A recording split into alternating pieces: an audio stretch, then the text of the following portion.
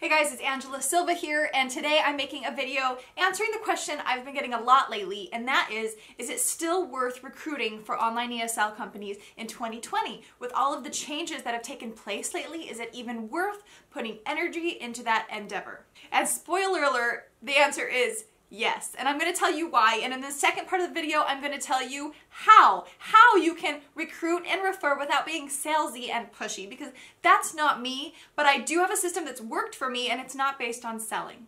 First things first, I would be so grateful if you would scroll down and right under this video, hit that red subscribe button. And if you hit the little bell next to it, then you'll be sure to get alerts when my new videos come out. I'm not necessarily on a schedule, so you kind of just never know when one's gonna pop up for me. I guess just when inspiration strikes. So go hit that subscribe button and that bell, and let's go. So if you are a current online ESL teacher, whether that's for VIP Kid or GoGo Kid, whatever company you work for, there's likely a referral program in place, meaning you get a bonus from the company if you help another teacher get hired and start teaching. That bonus comes from the company, not the people you help, which makes it different than a lot of other online companies, right? The people you help never pay. That's not where your money comes from.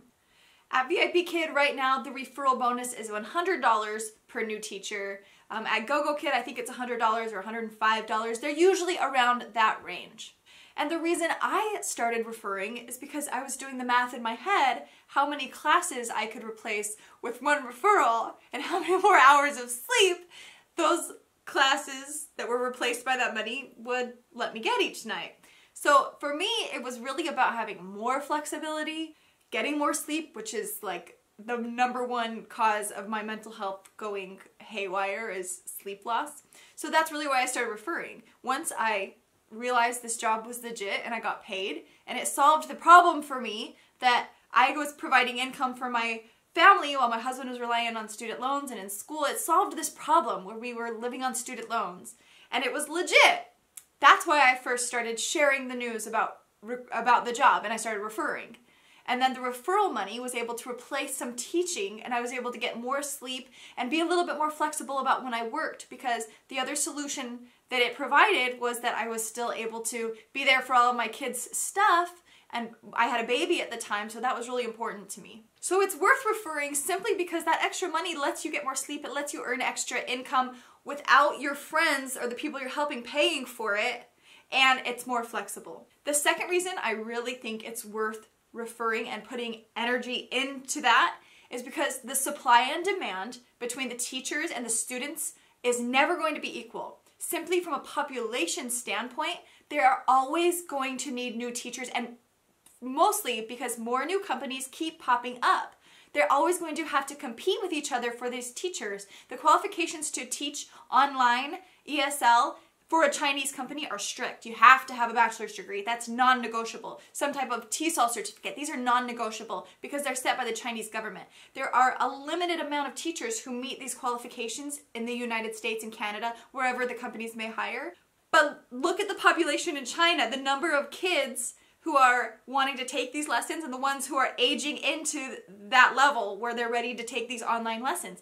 Because of that supply and demand, referring is always going to be there. These companies are going to continue to compete for teachers. So that means that referral bonuses will be there for you. And that also gives me hope that these companies are going to continue to grow and improve and listen to their teachers and create new programs or policies or things in place that are beneficial to the teachers in order to make their company more appealing than the competition. And that's important because referring needs to be genuine. You're not selling here. You are doing something for yourself. You're teaching these kids and you love it and you're making money before your day even starts, and you don't want to go advocate for someone to sign up for something that you don't personally believe in because they're not going to do it. So that's why I think yes, it is definitely still worth trying to refer and recruit in 2020. So how? How do you refer? How do you recruit? How do you tell people about this great work from home opportunity without sounding like one of those people who has the next great work from home opportunity? You simply share to inform, not sell. That's simply what you do. I can't tell you how many people reach out to me that I've known some my whole life who simply say, oh, hey, I know you do this and my neighbor just graduated from college and was thinking about it. I'm going to give her your email. And it's simply because I've shared like my moments on my Facebook page. At VIP Kid, your app will give you your teaching moments, and I'll simply share that and be like, look what I did this morning, this is so great. Not pushing a referral link or code, nothing. I'm just saying, look what I did. People will store that information in the back of their mind. And when it becomes relevant, when they think, oh, that might work for me, oh, that would be a good fit, or oh, I'm in this bind, that would be awesome, they're gonna remember, oh yeah, my friend so-and-so did this.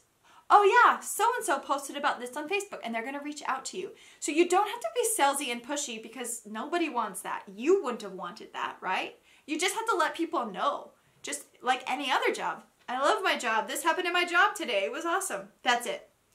It's in the back of people's minds. They will reach out to you when they're ready. The other tip I'll share is that once you've put it out there and people do once in a while reach out to you and ask questions, you're gonna notice that you get a lot of the same questions over and over again. So that's where you start forming your, I don't know, business model, I guess. You need to create your own FAQ document. Think about the questions that not only you had, but the people are asking you most often, and create your own FAQ that you can send to people who start asking you questions. Just say, hey, a lot of people have asked me that. I actually created an FAQ that can answer that and some other questions, and send it to them. It'll save you time and you can add to it over time. But it's just really important that you are sharing from a place of authenticity, that you're simply sharing the solution that this job provided for you. And so that when someone else has a similar situation, they're going to remember and they're going to reach out to you, and you can genuinely help them, and they're going to appreciate that help. If you're interested in spending more time referring, kind of building that up, and want to do it from a place of authenticity, I've created a free printable to help you get started, Referring 101, to just kind of help you get in that mindset of sharing from an authentic place, to really think about the types of questions and the type of information people would want, and to just help you get going. So you can click the link in the description of this video to get that printable. Once again, I really hope you subscribe and hit that bell. If you have any questions or want to reach out to me, you can reach me at heyangelasilva@gmail.com.